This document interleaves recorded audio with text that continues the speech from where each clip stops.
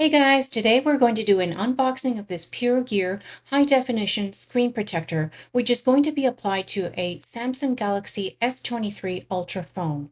The screen protector is a tempered glass one. Let's take a look at all the contents inside.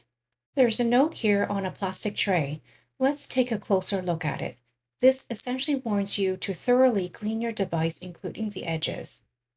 And then we have a small package here containing an alcohol swipe and a soft wipe behind it as well. We also have a couple of cotton swabs packaged separately. The screen protector itself is attached to a plastic tray with a tab labeled B on it. And then we also have a little pamphlet right behind. And let's take a look. It reads "Open for instructions."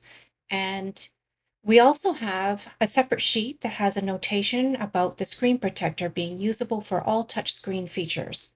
And let's go ahead and open up the instructions to see what it contains.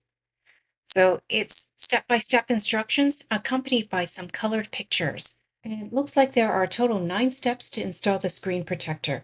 I will come back with another video showing a tutorial on installing the screen protector.